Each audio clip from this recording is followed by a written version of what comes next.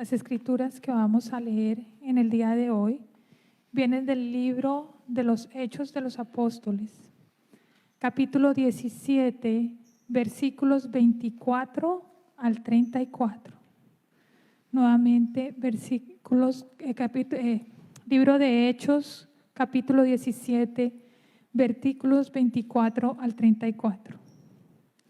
El Dios que hizo el mundo y todo lo que hay en el Señor del cielo y de la tierra, no vive en templos construidos por hombres, ni se deja servir por manos humanas como si necesitara de algo. Por el contrario, es quien da a todos la vida, el aliento y todas las cosas. De un solo hombre hizo todas las naciones para que habitaran toda la tierra y determinó los periodos de su historia y las fronteras de sus territorios. Esto lo hizo Dios para que todos lo busquen y aunque sea a tientas lo encuentren. En verdad, Él no está lejos de ninguno de nosotros, puesto que en Él vivimos, nos movemos y existimos. Como algunos de sus propios poetas griegos han dicho, de Él somos descendientes. Por tanto, siendo descendientes de Dios, no debemos pensar que la divinidad sea como el oro, la plata o la piedra, escultura hecha como resultado del ingenio y de la destreza del ser humano. Pues bien, Dios pasó por alto aquellos tiempos de tal ignorancia, pero ahora manda a todos en todas partes que se arrepientan. Él ha fijado un día en el que juzgará al mundo con justicia por medio del hombre que ha designado. De ello ha dado prueba a todos al levantamiento de entre los muertos. Cuando oyeron de la resurrección, unos se burlaron, pero otros le dijeron: queremos que usted nos hable en otra ocasión sobre este tema. En ese momento, Pablo salió de la reunión. Algunas personas se unieron a Pablo y creyeron. Entre ellos estaba Dionisio, miembro del Areópago, también una mujer llamada Damaris y otros más. Esta es la palabra de Dios para el pueblo de Dios. Amén. Los invito a orar conmigo. Padre eterno, te damos infinitas gracias por tu palabra. Te damos gracias también porque tú nos has llamado hoy a poder adorarte, encontrarte contigo y aprender de ti. Te pido, Señor, que el Espíritu Santo continúe con nosotros y abra nuestras mentes y nuestros corazones para la enseñanza que tú tienes para cada uno de nosotros, Padre. Te pido que mis palabras sean tus palabras. Y te pido todo esto en el nombre de tu amado Hijo Jesucristo. Amén. Amén. Quiero que se imaginen, ahora que estamos cerca a la Navidad, un escenario que pudiera pasar en sus casas. Imagínense que ustedes están preparando los regalos para sus hijos o para sus hijas. Cada uno de estos regalos. Y con amor y con alegría van pensando: ay, este regalo es para ella o este regalo es para él, porque yo estoy seguro que ese regalo lo va a ayudar o la va a ayudar a ser feliz, a poder de un momento dado entretenerse también, a realmente a sentir alegría y proveer alegría a sus hijos. Imagínense que llega la Navidad y están todos repartiendo los regalos y tú le entregas tu regalo a tu hija y a tu hija. Ese regalo que tanto duraste buscándolo para ella o para él. Y tu hijo toma el regalo, te dice: gracias papi, gracias mami, pero pone el regalo a un lado y no lo abre. O quizás toma el regalo, le da gracias, lo abre, pero tampoco lo empieza a usar. Y tú te extrañas y te dices: pero ¿por qué? ¿Por qué no lo vas a usar? ¿Por qué no vas a abrirlo en el caso de que no lo hubiese abierto? Y él te dice, yo lo voy a hacer más tarde. Papi, no te preocupes, yo lo voy a usar. Y lo coloca en su cuarto y pasan las semanas y pasan los meses y no lo usa. Deja el regalo allí. Y finalmente tú le preguntas y él dice, no papi, yo esperaba otro regalo. Yo esperaba un modelo diferente al que tú me diste. Yo esperaba un color diferente. Yo esperaba otra cosa, pero no ese que tú me acabas de dar. Y lo deja allí. Y así, hermanos y hermanas, hay personas que pasan su vida con regalos que nunca abren. Y lo más triste es que los regalos y los talentos que Dios nos ha dado, también los dejamos que llegue polvo espiritual y nunca los usamos. Nunca tenemos la fe en poderlos utilizar precisamente por miedo o precisamente por el enemigo que nos dice, no, tú necesitas algo más para ser perfecto. Tú necesitas algo más para tener éxito en tu carrera. Tú tienes que buscar otros dones, otros talentos, porque los que tú tienes no te van a ayudar a ser feliz. Y eso es falso. Eso es falso porque el Padre te diseñó con ciertos talentos y dones únicos para ti. No hay dos personas iguales. No hay dos personas iguales. Y tenemos esos talentos precisamente para que tengamos una vida plena. Así lo dijo Jesucristo, para que realmente podamos glorificarlo a Él. Y las cosas te van a llegar también. Y Él te va a cubrir también con bendiciones. Dios no quiere que seamos pobres tampoco. Él no quiere eso. Él quiere precisamente que tú uses tus dones como fuiste diseñado para que lo glorifiques a Él, no para que te glorifiques a ti. Cuando cambias esa mentalidad, las cosas cambian. Las cosas van por otro rumbo. Y lo peor de todo, y lo que vamos a ver en el día de hoy, es que va a haber un día en donde nos vamos a sentar en el trono de Jesucristo cuando pasemos de esta vida y vas a tener que dar cuentas. Vas a tener que dar cuentas de esos talentos y de esas habilidades que Él te dio y que tú, por falta de fe, no quisiste ejecutar. Dejaste que hubiera polvo espiritual en esos talentos y en esas habilidades. Por temor no actuaste en fe. Pero ese juzgamiento para los cristianos no significa para aquel que ha recibido a Jesucristo que has perdido tu salvación. No, tu salvación está garantizada cuando tienes a Jesucristo. Lo reconoces como el Hijo de Dios que vino a perdonar nuestros pecados, a darnos vida eterna, porque Él resucitó y está vivo. Y tú lo tienes como su Rey. Si tú tienes eso en tu corazón, tu salvación no está perdida. Pero vamos a ser compensados y vamos a tener que dar cuentas con la segunda llegada de Jesucristo. Hoy finalizando las series que tuvimos durante las últimas 3 semanas, Jesús es el Señor. Recuerden, 2 semanas atrás hablamos que Jesús es el Señor de la creación. La semana pasada hablamos de que Jesús es el Maestro y nos enseña.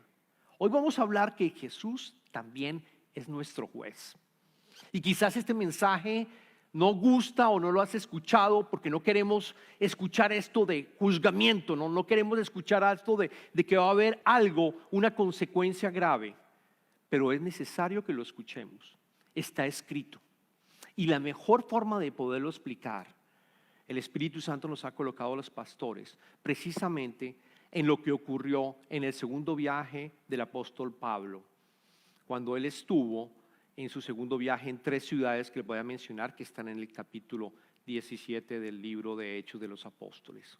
Voy a traer un mapa para que pongamos un poco el contexto de lo que ocurría en esa época. Este es el segundo viaje del apóstol Pablo.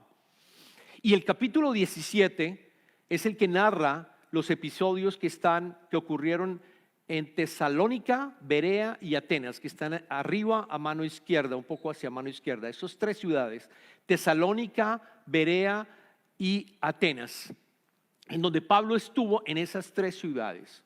Pablo siempre utilizaba la misma estrategia de cada vez que llegaba a una de estas ciudades ir a la sinagoga. ¿Por qué? Porque en la sinagoga estaban los judíos. aquellos que era importante enviarles el mensaje, porque creía Pablo que los judíos no creían no entendieron los mensajes de los profetas, de que el Mesías tenía que sufrir y morir en la cruz, en un madero. Ellos no entendían, no podían aceptar que Jesucristo muriera en una cruz. Ese no era el Salvador del mundo para ellos. Ese no era el Mesías. Luego él iba directamente, en cada uno de los casos, directamente a ir a estar allí básicamente en las sinagogas con los judíos. Y adicionalmente también predicaba a los gentiles, a aquellos que tenían temor de Dios o tenían curiosidad de Dios, iban y predicaba a ellos en las calles y en las plazas. Siempre estaba buscando la manera de poder predicar el evangelio. En Tesalónica y en Berea, leen ustedes cuando van a mirar, leen ustedes qué ocurrió en esas dos ciudades, que cuando él llegaba los judíos empezaron a atacar y a tener envidia de Pablo, porque Pablo era efectivo en su enseñanza y muchos se convertían, muchos de los gentiles se convertían. Entonces en el caso de Tesalónica, por ejemplo, a Pablo le tocó salir, porque fueron detrás de él y le tocó, los gentiles lo sacaron básicamente y lo llevaron a Berea, a él y a Silas, que estaban haciendo este viaje. Y después ocurrió lo mismo en Berea. Cuando estaba predicando en la sinagoga, los mismos judíos en Tesalónica que escucharon que Pablo estaba otra vez predicando, fueron hacia Berea y le tocó irse solo Pablo a Atenas. Él llega solo a Grecia, Atenas. En esa época, Grecia ya había perdido su importancia política, porque había, precisamente después de la guerra con Roma en el año 31 antes de Cristo, se había convertido Grecia y Atenas en parte del poderío romano, por decirlo así. El imperio romano había sido tomada por completo. Luego había perdido su importancia política, sin embargo no había perdido su importancia en filosofía. No había perdido su importancia en todas las partes artísticas. Era considerada una ciudad en donde estaban todos los filósofos, y de hecho cuando lean las escrituras ellos constantemente estaban en las calles dialogando y teniendo debates sobre la vida. Preguntas importantes: ¿de dónde venimos? ¿A dónde vamos? Preguntas importantes también sobre los dioses que ellos tenían, y tenían debates constantes todo el tiempo. Cuando llega Pablo a Atenas, le dio tristeza, porque dicen las escrituras que había monumentos alrededor de toda la ciudad, monumentos por todas partes, monumentos a los dioses, monumentos constantes. Ellos tenían dioses, que ustedes lo saben, en la mitología griega, bastantes dioses del Olimpo. Habían estatuas por todo lado, pero había una estatua que él encontró que decía a un Dios desconocido. Le causó curiosidad, y cuando empezó a hablar con estos filósofos, los filósofos le dijeron: tengamos un debate.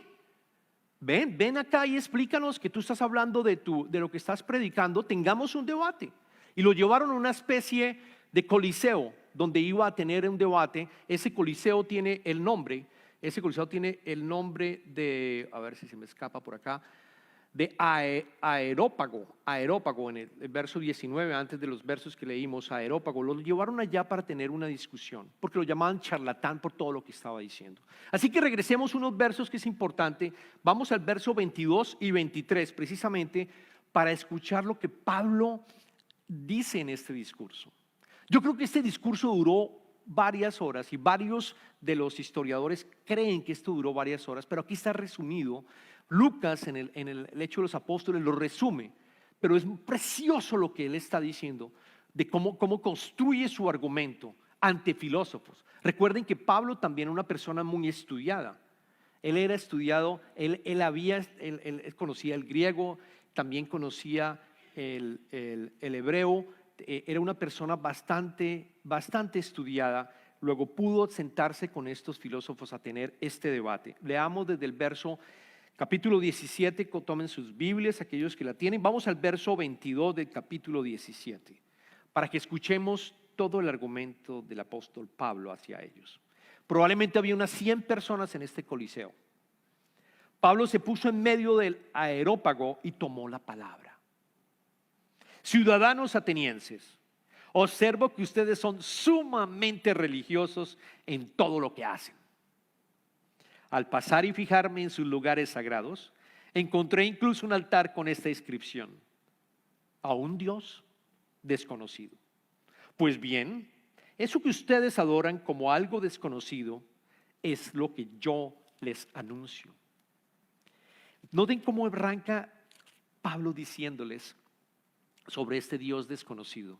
Les da, y es increíble que la manera como lo hace es precisamente alabándolos un poco, dándoles felicitaciones por lo que están haciendo, de que teóricamente son religiosos, pero les dice: ese Dios desconocido que ustedes han colocado en esa estatua, les voy a hablar de ese que ustedes no conocen. Y empieza su argumento, y vamos a ir poco a poco para que lo entendamos, porque vamos a leer ahora el versículo 24 y 25. Después de decir eso, Pablo, él dice: el Dios que hizo el mundo y todo lo que hay en él es Señor del cielo y de la tierra. No vive en templos construidos por hombres, ni se deja servir por manos humanas como si necesitara algo.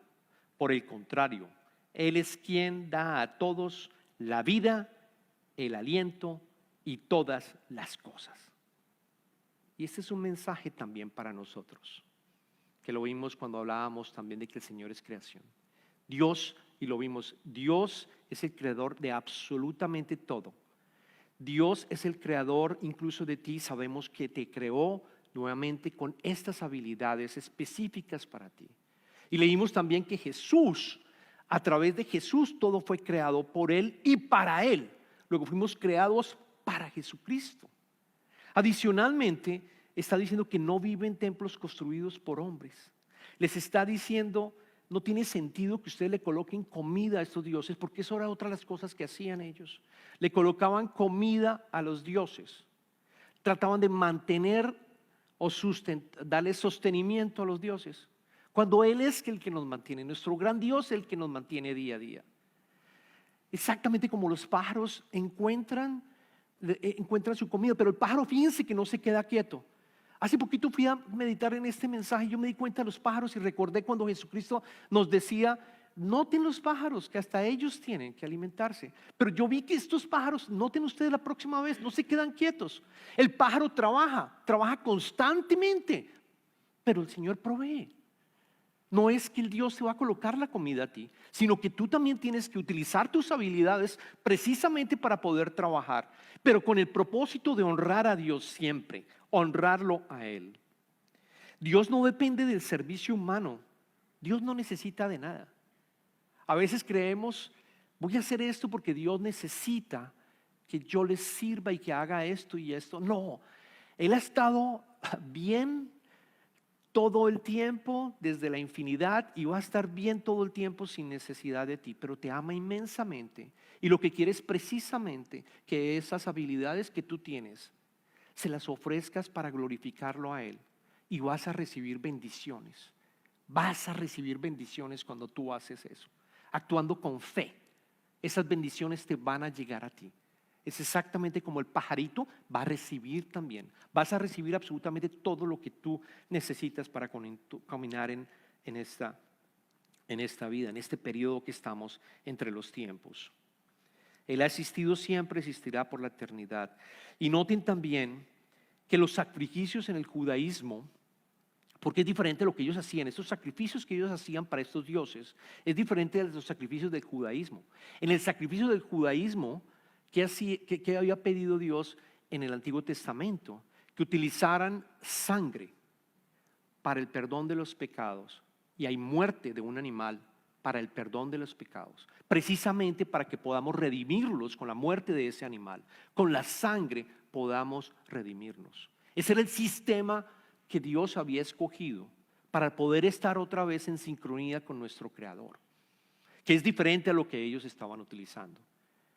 Animales para darles alimentos a estos dioses. Y después continúa, que es fascinante en el verso 26 lo que nos dice: de un solo hombre hizo todas las naciones para que habitaran toda la tierra, y determinó los periodos de su historia y las fronteras de sus territorios. Está diciendo que todos nacimos del mismo Adán. Que esa idea de que tenemos diferentes razas y que hay razas arriba, bueno, en inglés supremacías, o no me acuerdo del nombre, de esas razas que son mejores que otras razas, es totalmente falso. Es totalmente falso.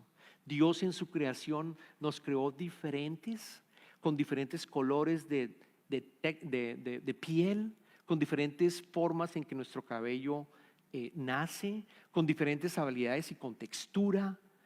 Es toda una variedad preciosa, preciosa. Pero ¿saben qué? Todos, le dijo a esos ateos que se creían, de Atenas, que se creían también mucho más que los demás, todos somos iguales porque venimos del mismo Adán. Dios nos creó con la imagen de Él, todos, absolutamente todos. Y si ustedes se van a analizar los genes de cada uno de nosotros, si ustedes se van a analizar los genes, pueden mirarlo y se dan cuenta que genoma, el 99.9% de todos nosotros es el mismo. Esos DNAs son los mismos. Solo varía un poco, que es lo que hace la diferencia entre las razas. Pero no necesariamente significa que somos diferentes o alguien es superior o inferior. Eso es un mensaje directo a ellos y un mensaje directo a nosotros. Todos venimos de Adán. Somos creados a su imagen y semejanza. Diferentes alturas, colores de cabello o los ojos. Esas diferencias físicas pueden parecer que son superficiales, pueden parecer para algunos demasiado importantes y diferentes, y por eso hablamos de diferentes razas como hablando de diferentes categorías. Pero eso es falso. Eso es falso. Tenemos dones específicos también. Lo que sí tenemos también como algo diferente son los dones. En la Patricia que conocemos, no va a haber otra Patricia igual. El Pedro que conocemos, ese Pedro es único. Tú eres único. No eres un accidente. A pesar del 99.9, tienes dones específicos con los cuales has venido aquí a la tierra. En un periodo específico, naciendo de una familia específica y de un país específico. Él tiene un plan para tu vida, lo sabemos muy bien. Lo importante es que podamos entregárselo a Él, tener confianza en Él, de que vamos a poder caminar con Él y utilizar esos dones para que tengamos una vida plena, no una vida de frustración, sino una vida plena. Continuando con los siguientes dos versos, 27 y 28, nos dice a nosotros, creo que no tengo los slides, pero nos dice, esto lo hizo Dios, el hecho que tengamos todos en los mismos genes, que vengamos del mismo Adán, para que todo lo busquemos y aunque sea a tiendas lo encontremos. Él no está lejos de ninguno de nosotros, porque en Él vivimos, nos movemos y existimos, precioso. Y en el Salmo 139 lo miramos. Él sabe cuando tú te levantas, cuando tú te acuestas. Él está contigo. Dios es un Dios invisible. Lo que pasa es que nosotros estamos adictos a lo que vemos materialmente, al materialismo. Somos adictos. Queremos ver algo, queremos ver a Dios. Sentimos seguridad cuando vemos la cuenta bancaria. O seguimos seguridad cuando recibimos una oferta de trabajo. Sí, podemos alegrarnos. Pero vivimos adictos todo el tiempo a las cosas que estamos viendo, cuando Dios es un Dios invisible que está en todas partes. Cuando tú tratas de crear un Dios a tu medida, porque a veces ocurre, estamos creando un ídolo como estos atenienses. Porque hay algunos de nosotros que quizás empiezan a tomar cosas de la cristianidad. Yo tomo esto de la cristianidad, me encanta esto de la cristianidad, pero quizás tomo esto del budismo. O quizás tomo esto de otra religión, o tomo esto del New Age y dejo lo demás que no me llama la atención. Y armamos una especie de Dios compound, un Dios creado a nuestra medida. Ese Dios que tú has creado, ese Dios es como el Dios que existía allá en Atenas. Es un Dios hecho con tus manos, no es el verdadero Dios. Estás equivocado, no es el verdadero Dios. Él te quiere completamente. continuando con el verso, aquí viene una parte bien importante donde viene la parte del juzgamiento, del mismo Jesús. Después de todo lo que hemos escuchado y lo que tú has escuchado, después viene la parte en donde Él les dice que han sido ignorantes. Les dice en el verso 30 y 31 que vamos a leerlo. Pues bien, Dios pasó por alto aquellos tiempos de tal ignorancia. Ignorancia en el sentido de crear esos dioses. Pero ahora manda a todos Dios en todas partes que se arrepientan. Él ha fijado un día en que juzgará al mundo con justicia por medio del hombre que ha designado. De ello ha dado pruebas a todos al levantarlo de entre los muertos. Precisamente está hablando de Jesucristo y está diciendo que todo lo que hemos vivido se vivió en el Antiguo Testamento antes de Jesucristo, está diciendo que Dios lo ha tomado con ignorancia esos pecados. Ojo lo que estoy diciendo, con ignorancia todos esos pecados. Sí, había un sistema para pedir nuevamente estar bien con Dios a través de la muerte de los animales. Pero había realmente ignorancia. Él hizo caso omiso, ignorancia a esos pecados, hasta el Evangelio, la llegada de Jesucristo. Ahí las cosas han cambiado. Después de los 400, 500 años de silencio en el Antiguo Testamento y llega el Nuevo Testamento con la llegada de Cristo, Juan el Bautista primero preparando el camino, que dice: arrepiéntanse, arrepiéntanse porque viene el Hijo de Dios, el reino de Dios está cerca, arrepiéntanse. Ese fue su llamado en preparación. Luego, ¿qué está diciendo Dios? Está diciendo: yo fui ignorante de lo que había pasado porque ustedes eran ignorantes, pero ahora no.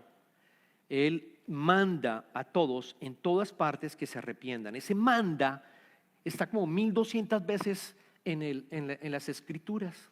Es una orden directa de Dios. Nos manda: arrepiéntete. Se acabó la ignorancia. Esos dioses que tú probablemente estás creando, arrepiéntete, no más. Esos dioses no son válidos. Ese no soy yo. Te llama a que te arrepientas. Te llama a que te arrepientas. ¿Por qué? Porque precisamente mi Hijo resucitó y Él le ha dado toda la autoridad para que juzgue. A Él le ha dado toda la autoridad. Quizás no has visto a Jesús así, como aquel que te va a juzgar en un día, precisamente cuando Jesucristo vuelva. Quizás no lo has visto así, pero te va a juzgar. Y ustedes me dirán: pero pastor, usted ha predicado que Jesús vino a salvar el mundo. Sí, en el Evangelio de Juan, si ustedes van al Evangelio de Juan, van a leer precisamente que así el mismo en el Evangelio de Juan leemos: el Padre no juzga, leamos sí, Jesucristo, he venido a salvar el mundo. Eso es verdad. Pero también el mismo Jesucristo dijo: Dios lo ofreció como un sacrificio de expiación que se recibe por la fe en su sangre. Perdón, aquí me estoy perdiendo en Cristo Jesús. Dios lo ofreció como un sacrificio de expiación que se recibe por la fe en su sangre para así demostrar su justicia. Anteriormente, en su paciencia, Dios había pasado por alto los pecados. Es el verso que refuerza, perdóname, lo que les había mencionado sobre había pasado por alto los pecados. Pero vayamos a Juan capítulo 5, versículo 22. Además, el Padre no juzga a nadie, sino que todo juicio lo ha delegado en el Hijo, para que todos honren al Hijo como lo honran a Él. El que se niega a honrar al Hijo, no honra al Padre que lo envió. Ciertamente les aseguro que el que oye mi palabra y cree en el que me envió, tiene vida eterna y no será juzgado, sino que ha pasado de la muerte a la vida. Sí, Jesucristo es nuestro Salvador, pero también Jesucristo es nuestro juez. También es nuestro juez. ¿Y cómo hacer ese juzgamiento? Para los cristianos, ese juzgamiento no es que tú vas a ir a estar separado de Dios por la eternidad. No, porque si tú lo aceptaste en tu corazón como tu rey, tú estás salvo. Tú estás salvo. Pero lo que va a haber es que te vas a sentar con Él y Él va a evaluar lo que tú has hecho con tus dones que te dio. Y vas a recibir crowns, vas a recibir, coronas por lo que tú hiciste para su reino. Vas a recibir coronas por lo que tú hiciste por Él. Pero aquel que no lo ha aceptado sí va a estar separado por siempre de Dios, por toda la eternidad. Lo vemos en la segunda de Corintios. Pablo lo dice en la carta de segunda de Corintios capítulo 5 versículo 10. Porque es necesario que todos compadezcamos ante el tribunal de Cristo, para que cada uno reciba lo que le corresponda, según lo bueno o malo que haya hecho mientras vivió en el cuerpo. Este es un mensaje para los cristianos, para nosotros, aquellos que son cristianos y han recibido a Jesucristo. Va a haber juzgamiento por lo bueno o lo malo que tú has hecho, pero los pecados, en todo caso, si has recibido a Jesucristo, han quedado cubiertos con la sangre de Jesucristo. De esos no vas a ser juzgado, vas a ser juzgado por lo que tú hiciste como cristiano, por esos dones que te ha dado, lo bien que tú hiciste para representar a Jesucristo y su reino. O quizás siendo cristiano te dedicaste a solo crear las cosas y hacer las cosas para tu propio reino. Puedes estar salvo, pero no vas a recibir compensación precisamente por lo que Él te está invitando a hacer en fe. En fe. Ahora, es posible también que algunos estén diciendo, pero ¿por qué no hay justicia? ¿Por qué Dios no ha actuado ya? ¿Por qué no hay justicia con tanta maldad que estamos viendo hoy en día? ¿Por qué no hay justicia con todas las injusticias que yo he pasado? Por todos los sufrimientos que yo he pasado, que tuve que abandonar mi país y tuve que venirme acá. ¿Por qué no hay justicia, Padre? Él va a haber justicia. Él te pide que, como cuando tú leas un libro, por ejemplo, un libro de horror, y tú esperas que haya justicia en ese libro y empiezas a criticar al autor, ¿por qué no hay justicia? De la misma manera, Él te invita a que se lo entregues ese sufrimiento a Él, porque va a haber justicia, porque aquellos que cometieron algo contra ti van a recibir su justicia, van a recibir su compensación por lo que hicieron al final de los tiempos en la segunda llegada de Jesucristo. O sea, tú puedes entregárselo con confianza y saber que Él va a hacer justicia de todas aquellas cosas que tú dices, ¿por qué no has actuado ya? Porque si tú las mantienes, por otro lado, va a haber resentimiento, y ese resentimiento no te ayuda en estar en comunión y en presencia del Señor. Luego, que este juzgamiento es en doble sentido. Vamos a ser juzgados nosotros, pero vamos a tener la certeza también que aquellos que hicieron algo malo con nosotros o con nuestra familia también van a ser juzgados. Esa es la invitación. Oremos. Padre amado, te damos infinitas gracias por tu palabra. Te damos gracias por la vida de tu apóstol Pablo también, en este pasaje tan maravilloso que le dijo a aquellos atenienses y que nos dice ahora, Padre. Señor, evalúa nuestros corazones para que podamos determinar si nosotros también tenemos dioses creados con nuestras manos o creados con nuestra imaginación, Señor. Y ayúdanos, Señor, a purificarnos de tal manera que solo podamos verte a ti como nuestro verdadero Dios. Únicamente que esa purificación elimine cualquier cosa que en este momento esté dañándonos tu imagen como el verdadero Dios, Padre mío. Porque queremos utilizar todos los dones que hemos recibido para glorificarte, Señor. Y saber que glorificándote, tú nos vas a bendecir también. Te pedimos esto con toda nuestra fe y oramos en el nombre del Padre, del Hijo y del Espíritu Santo. Amén.